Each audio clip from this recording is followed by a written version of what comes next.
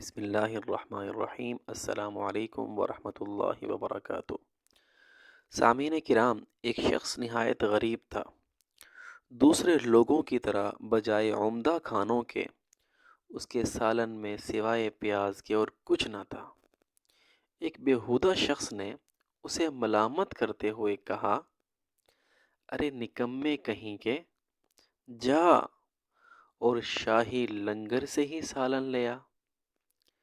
شرمانے کی کوئی ضرورت نہیں ہے، کیونکہ شرمانے والا تو بھوکا ہی مرتا ہے۔ وہ فوراً اٹھا، اپنی قبا سمیٹی، برتن پکڑا، آستین چڑھائی اور لنگر خانے میں رش کے اندر گھس گیا تاکہ سالن لے سکے۔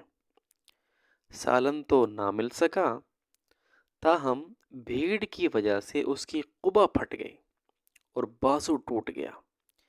بیچارہ روتا ہوا واپس آ گیا اور کہہ رہا تھا، اے کمینے نفس، تیرا یہی علاج ہے، بس آج کے بعد گھر کی روٹی ہوگی اور پیاز کا سالن۔ کیونکہ لالچی بندہ مصیبتوں کو تلاش کرنے والا ہوتا ہے۔ جو کی روٹی جو اپنے دسترخوان پر ملے وہ مالداروں کے گھر کی میدے کی روٹی سے کہیں بہتر ہے۔ وہ کمینہ جو دوسروں کے دسترخوان کا منتظر رہتا ہے، وہ رات بھر درد مند اور زخمی دل ہو کر سوتا ہے۔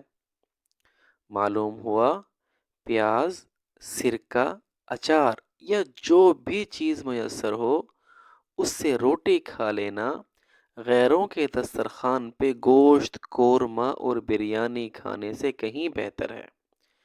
اللہ پاک اپنی روزی پر قناعت کرنے کی توفیق عطا فرمائے اور اپنے سوا کسی کا کبھی محتاج نہ بنائے۔ آمین یا رب العالمین۔ السلام علیکم ورحمۃ اللہ وبرکاتہ۔